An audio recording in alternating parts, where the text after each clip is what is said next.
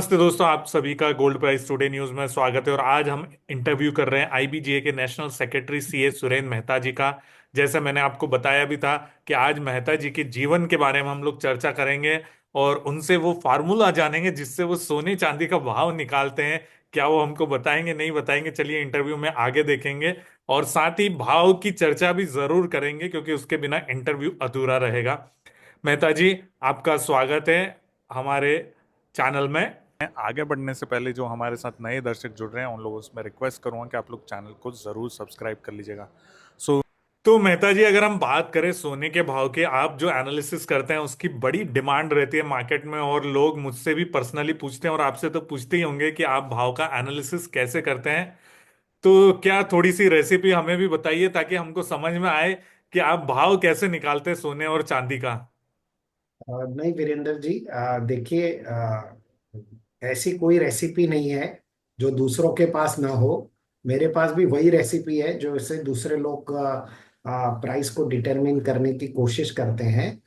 हाँ, इतना जरूर है कि क्योंकि मैं इस मार्केट से जुड़ा हुआ हूँ, तो मेरे सारे मार्केट के मूवमेंट का मैं पल पल की जानकारी रखता हूँ। और साथ ही साथ जो इंटरनेशनल प्लेयर्स होते हैं, जो इस प्राइसेस को कंट्रोल करते हैं, वो भी हमारे कांटेक्ट में और संपर्क में रहते हैं। तो पूरे इंटरनेशनल मार्केट को मैं स्टडी करता हूँ, इसीलिए आपने देखा होगा कि मैं ज्यादा करके अपना पूरा विश्लेषण डॉलर में देता हूँ। मैं इंडियन प्राइसेस में इतना विश्लेषण देता नहीं हूँ। हाँ, उसे इंडियन प्राइसेस में मैं कन्वर्ट जरूर कर देता हूँ। तो मेरा हमेशा से फोकस अंतर्राष्ट्रीय मार्केट रहा है। वैसे सर, आप भी जानते हैं, हर एनालिस्ट हो, चाहे मैं हूं चाहे कोई भी हो, कठिन परिश्रम करना पड़ता है। और रोज जब रोज अर्ली मॉर्निंग मतलब मेरी मॉर्निंग सुबह 4:30 बजे हो जाती है। तो मैं 4:30 से 5 बजे तक, या 5:30 बजे तक थोड़ा सा स्टडी एवरी डे करता हूँ। तो यही रेसिपी है, और कोई रेसिपी नहीं। चलिए दोस्तों, आप समझ गए होंगे मैकडोनल्ड या डोमिनोज कभी अपनी रेसिपी नहीं बताते हैं। और जो पुराना हलवाई रहता है वो भी अपनी रेसिपी आपको कभी बताएगा नहीं कि वो कैसे वो खास पकवान बनाता है। तो मेहता जी, आप ये बताइए, मैं अगर आपके तरीके से भाव निकालना चाहूं तो मुझे क्या ध्यान रखना चाहिए, किन बातों का ध्यान रखना चाहिए? चलिए दूसरी तरीके से पूछता हूँ। देखिए वीरेंद्र जी, कोई भी ये चीज कर सकता है, लेकिन उसमें डीप रूटेड सब्जेक्ट का नॉलेज होना जरूरी है, या उसकी स्टडी होना जरूरी है। आप सिर्फ चार्ट के ऊपर स्टडी करेंगे तो फेल हो जाएंगे। आपको वर्ल्ड इकोनॉमी की जानकारी होनी चाहिए, आपको फेड के बारे में जानकारी होनी चाहिए, आपको जियोपॉलिटिकल टेंशन के बारे में जानकारी होनी चाहिए, आपको डॉलर इंडेक्स के बारे में जानकारी होनी चाहिए, आपको बॉन्ड यील्ड के बारे में जानकारी होनी चाहिए, आपको कौन सी कंट्री इंटरेस्ट रेट में कोई परिवर्तन कर रही है वो जानकारी होनी चाहिए, आपको अनएम्प्लॉयमेंट डेटा की जानकारी होनी चाहिए, एम्प्लॉयमेंट डेटा की जानकारी होनी चाहिए, डिमांड सप्लाई की जानकारी होनी चाहिए। और एक पूरे वर्ल्ड मार्केट में गोल्ड को लेकर क्या कोई स्ट्रक्चरल चेंजेस आ रहा है वो जानकारी होनी चाहिए। तो कोई एक सिंगल पैरामीटर नहीं है, ऐसे करीबन हजारों पैरामीटर होंगे। शायद हम भी उतने स्टडी नहीं कर पाते हैं, और हमसे भी अच्छे लोग हैं, एक्सपर्ट लोग हैं जो ये एनालिसिस करते हैं। अब लोगों का प्यार है, लोगों की डिमांड है, तो उसके लिए मैं आपका और आपके दर्शकों का और मेरे सभी प्रशंसकों का मैं बहुत बहुत आभारी हूँ कि आपको इतना एनालिसिस सटीक लगता है। हालांकि मैं खुद मानता हूँ कि कहीं कहीं हम भी गलत होते हैं, ऐसी कोई बात नहीं है। और सभी को, मार्केट हमारे हिसाब से नहीं चलता, मार्केट के हिसाब से हम चलते हैं। तो ये दोनों चीजों में ये फर्क है। और हम खुश होते हैं जब हमारा भी एनालिसिस सही बैठता है। तो जैसे आप खुश होते हैं वैसे हम भी खुश होते जी जी, आपने जैसे बताया तो मुझे लगता है आपके साथ लंच या डिनर का जितने प्रशंसक बढ़ते जा रहे हैं, मैं जितने शो में जाता हूँ उतने में आपके लोग बोलते हैं मेहता जी से मिलवा दीजिए, तो लगता है आप लंच और डिनर के पैसे भी आप चार्ज करना शुरू कर देंगे लोगों से मिलने के लिए। हैं। नहीं नहीं, अगर मेरे प्रशंसक मुझसे मिलना चाहते हैं तो मैं ही पेमेंट कर दूंगा, ऐसी कोई बात नहीं है। और मुझे मुझे भी खाने का बड़ा शौक है, इसलिए I am everybody is always welcome to meet me. जी, बहुत सारे जो हमारे ज्वेलर भाई है सर, वो हेजिंग नहीं करते हैं, या जो अपनी पोजीशन है, जैसा आज उन्होंने 2 किलो माल बेचा, पर वो ये 2 किलो आज वापस उसको हेज नहीं करते कहीं भी किसी भी एक्सचेंज पर या दूसरे माध्यमों से, और फिर बाद में जब भाव बढ़ जाता है या घट जाता है तो उनको बड़ी दिक्कत होती है। उन लोगों को क्या एडवाइस देंगे आप? सर देखिए, हेजिंग का सिंपल, हेजिंग भी एक बहुत लंबा विषय है। इसे अगर हम समझाने बैठे तो शायद आधा घंटा 1 घंटा लग जाएगा, तो भी हम शायद पूरा नहीं कवर कर पाएंगे। मैं संक्षिप्त में बता दूं कि अगर आपने मान लीजिए 100 रुपए में गोल्ड खरीदा है, और आप अपनी दुकान में आपने स्टॉक 100 रुपए में रखा है, और भाव 102 रुपए हो जाता है या 98 रुपए हो जाता है, मान लीजिए प्राइस 98 हो गया, तो आपने 100 में खरीदा है, आपका प्राइस 98 हो गया, तो आपको 2 रुपए का नुकसान होगा। तो हेजिंग वो टूल है जिससे आपको ना 2 रुपए का फायदा होगा ना 2 रुपए का नुकसान। हेजिंग के वो टूल है जिससे आपकी प्राइसेस कंसिस्टेंट हो जाएगी, है ना। भाव के ऊपर वापस से आएंगे हम। तो आप जो बता रहे थे बहुत सारी चीजें, इंटरनेशनल मार्केट जो कि एक जिसको ध्यान में रखना चाहिए, इंटरनेशनल डेवलपमेंट्स, इंटरनेशनल इवेंट, चाहे यूएस चाइना ये जैसी चीजें हैं, डॉलर का भी आपने बोला, फेड का भी आपने बोला, जो अलग अलग डेटा आते हैं वो भी आपने बताया कि उनको भी ध्यान में रखना चाहिए। तो ये सारी रेसिपी मिला के आपको क्या लगता है 2025 में सोने का भाव कहाँ तक जा सकता है सर?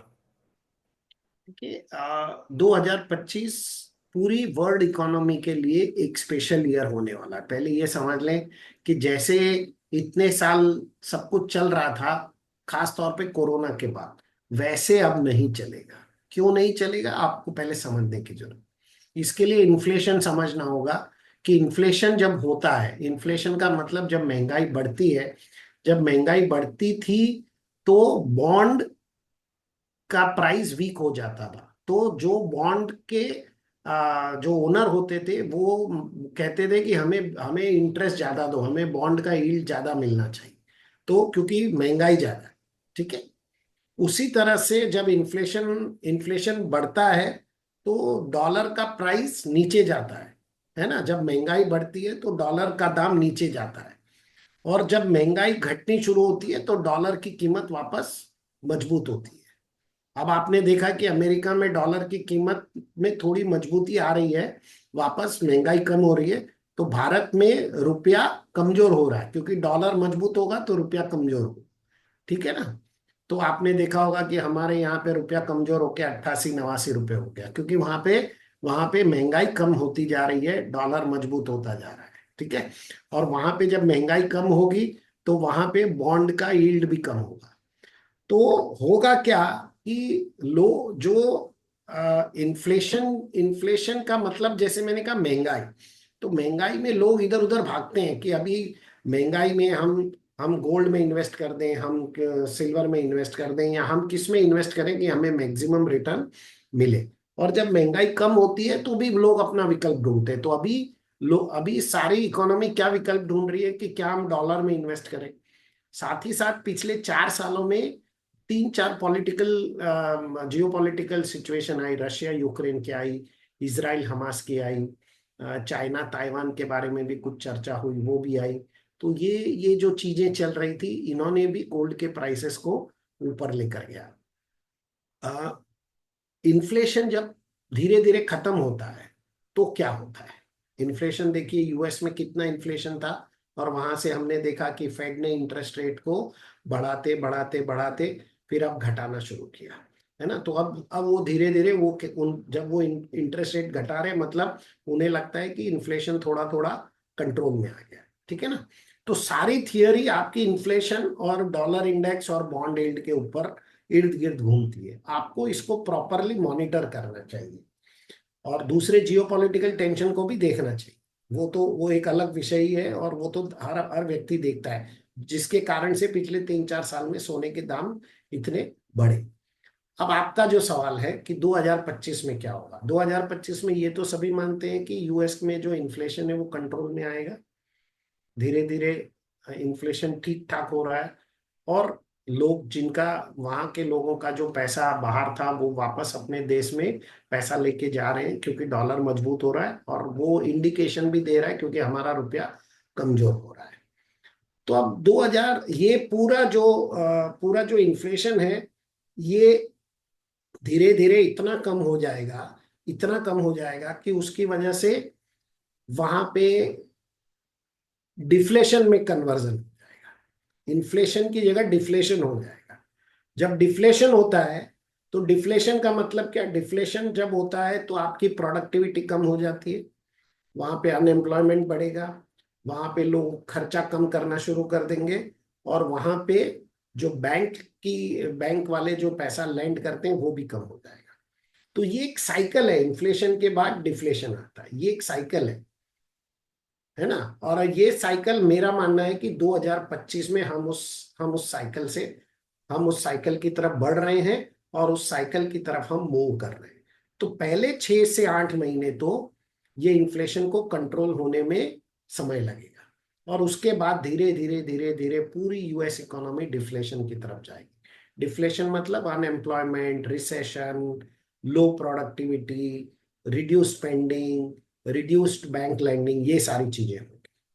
तो ये सब चीजों के मद्देनजर आपको पूरा जो इकोनॉमिक साइकिल होगा, पूरा वर्ल्ड मार्केट, वो बिल्कुल आपको तहस नहस होता हुआ नजर आएगा।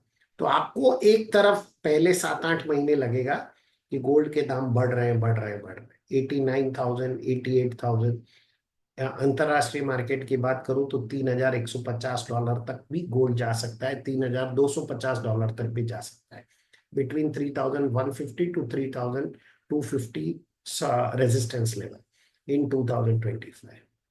बट जब ये सिचुएशन आएगी, जब ये डिफ्लेशन की स्थिति आएगी, तो पूरी वर्ल्ड इकोनॉमिक कॉलेप्स, खास तौर पे शुरुआत यूएस से होगी, है ना। और पूरा, तो वहां के इक्विटी मार्केट क्रैश हो सकते हैं, तो वहां के अगर मार्केट क्रैश हुए तो यहाँ के मार्केट क्रैश होंगे, तो ये सारी चीजें होंगी। ये सारी चीजें जब होगी, तो लोगों के पास पैसा ही नहीं बचेगा, तो वो कमोडिटी क्या बाय करेंगे। तो लोग कहेंगे कि हमें सोना तो खरीदना है, लेकिन हम सोने को 89,000 में नहीं खरीद सकते, हम $3,250 में नहीं खरीद सकते। तो सोना गिरता गिरता गिरता गिरता मेरी समझ से $2,150 तक आ सकता है। तो ये जो पूरा साल है, ये आप समझ लीजिए कोरोना के बाद जो गोल्ड का हनीमून पीरियड था वो खत्म होने वाला है।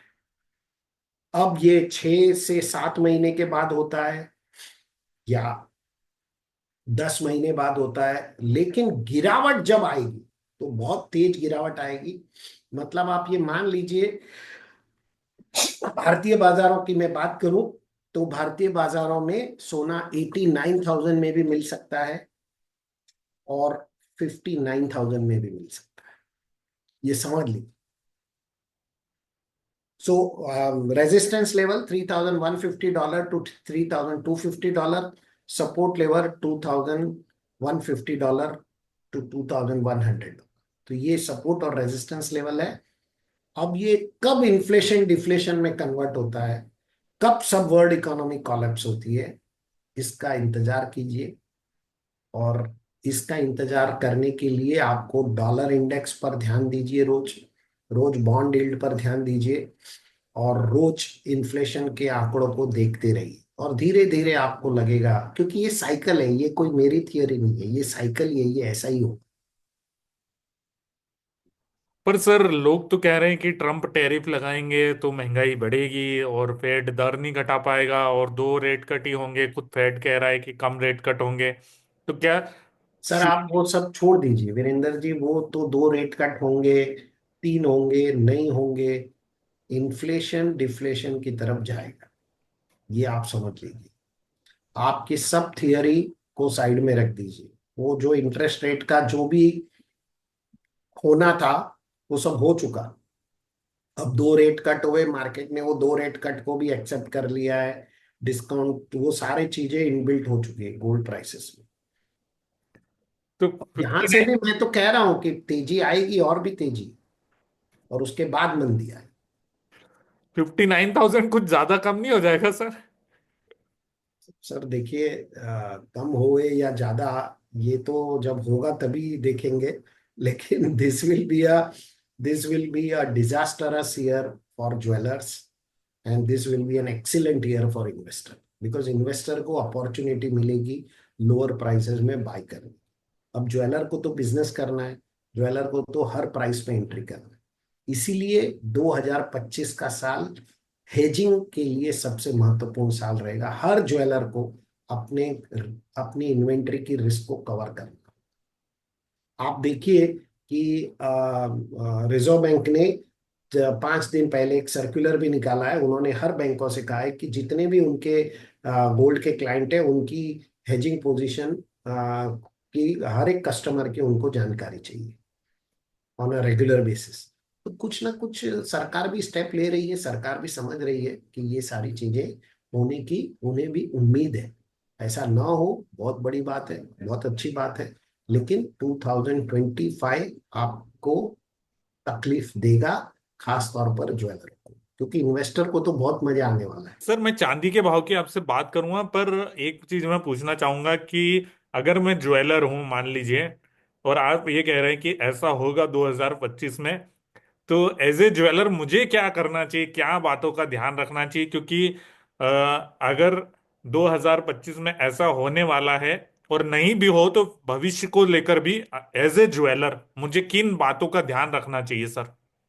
सर आपको स्पेक्युलेटिव पैसा, ज्वेलर को स्पेक्युलेशन से पैसा कमाने की कोशिश नहीं करनी चाहिए। ज्वेलर को अपने इन्वेंट्री को के प्राइस को सुरक्षित रखने के लिए एक्सचेंज के ऊपर हेजिंग करना चाहिए, ताकि उसका प्राइस सुरक्षित रहे। और उसे जो भी इस बार प्रॉफिट होगा, जो भी 2025 में प्रॉफिट होगा, वो ज्वेलर को मेकिंग चार्ज के अलावा नहीं, हो ही नहीं सकता। मेकिंग चार्ज पर ही ध्यान दें और स्पेकुलेशन में ज्यादा ना जाएं, हेजिंग करके रखें अपनी पोजीशन। और सर चांदी पर आपकी क्या राय है? चांदी की चाल बहुत सारे, जैसे सिल्वर इंस्टीट्यूट की रिपोर्ट देख रहा था, डेफिसिट बता रहे लगातार चौथे साल, और इंडस्ट्रियल डिमांड बढ़ने की बात हो रही है। तो आपको क्या लगता है, चांदी में भी यही ट्रेंड रहेगा या चांदी जी थोड़ा बिल्कुल रिवर्स? बिल्कुल। अभी देखिए, चांदी से हम लोग चीजें बहुत बेहतरीन समझ पाएंगे। पहले चांदी के प्राइसेस ऊपर जाएंगे, धीरे धीरे धीरे धीरे करके $49 तक जा सकते हैं चांदी के प्राइसेस। $46, $49, $2-3 आगे पीछे कुछ भी हो सकता है ना। भारतीय बाजारों की बात करूं तो लगभग 1,35,000, 1,40,000 तक चांदी जा सकती है ऊपर में। लेकिन उसके बाद क्या होगा? डिफ्लेशन। डिफ्लेशन में क्या होता है? लो प्रोडक्टिविटी, लो डिमांड, रिड्यूस बैंक लैंडिंग, है ना, अनएम्प्लॉयमेंट। तो चांदी की भी डिमांड खत्म हो जाएगी, और उस प्राइस में कोई चांदी खरीदने के लिए तैयार ही नहीं होगा। तो चांदी भी गिरेगी, गिर गिर के $25, $26, $23 तक आ सकती है। जो लोग ये कहते हैं ना कि कोई भी भाव हो गोल्ड तो बिकेगा ही, ये साल उनको गलत साबित करने के लिए होगा। रेंज तो बताई नहीं चांदी की सर। जब चांदी की मैंने रेंज बताई, वो resistance level $49 and support level $26, $25, $26, $2-3 आगे पीछे हो सकता है। भारतीय बाजारों की बात करूं तो चांदी ऊपर में 1,35,000, 40,000, और नीचे में 70,000, 69,000, 70,000। सर बजट नजदीक है, तो क्या इस बार भी बजट कुछ सरप्राइज करेगा? करना चाहिए, करना चाहिए, सरप्राइज देगा बजट। थोड़ा कुछ हिंट दीजिए। पर सरप्राइज ही हिंट है। सरप्राइज ही बड़ा हिंट है। सरप्राइज ही देगा बजट। चलिए, गोल्ड हमारे जीवन का महत्वपूर्ण हिस्सा है, और हमको जिसको बोलते क्राइसिस या संकट में अगर कोई याद आता है तो सोना सबसे पहले याद आता है। मेहता जी, बहुत अच्छा लगा आपसे बातचीत करके, और इस तरह के इंटरव्यूज हम इनफॉर्मल बातें, इस तरह के इंटरव्यू और आपके साथ करते रहेंगे आगे भी। जाते जाते कोई डिस्क्लेमर देना चाहेंगे, चूंकि हमने सोने चांदी के भाव की चर्चा की है इसमें? देखिए, मेरा हमेशा से डिस्क्लेमर ये रहा है कि ये एक लॉन्ग कि आप अपने फाइनेंशियल एडवाइजर की सलाह लीजिए। स्टॉप लॉस के बिना काम मत कीजिए। अपनी पोजीशन को हेज कीजिए। स्पेक्युलेटिव ट्रांजैक्शन मत कीजिए। ये मैं हमेशा से कहता हूँ, और मैं ऐसा कोई बिजनेस करता नहीं। और जहां तक जब हम ईयरली एनालिसिस की बात करते हैं, तो इसके बीच में कोई भी जियोपॉलिटिकल घटना हो सकती है, वो घटना पूरे प्राइसेस को हिला सकती है। तो हम आज की जो स्थिति है उसको देखकर हम आगे की स्थिति बताते हैं। कल कोई ऐसी घटना हो गई, या 2 महीने बाद कोई ऐसा वॉर सिचुएशन हो गया, या कोई ऐसी चीज हो गई कि जिससे पूरा मार्केट चेंज हो सकता है। वो तो हमेशा से संभव। जी दोस्तों, यहाँ मैं भी बता दूं कि मैं भी कोई सोने चांदी की ट्रेडिंग नहीं करता हूं। अगर आप कुछ भी खरीदारी बिकवाली करते हैं तो वित्तीय सलाहकार की राय लेकर ही करिएगा। Thank you so much Mehta ji, इतना अपना कीमती समय देने के लिए आज के दिन हमें। और दोस्तों, कमेंट में इंटरव्यू कैसा लगा ये जरूर बताइएगा आप। Thank you so much.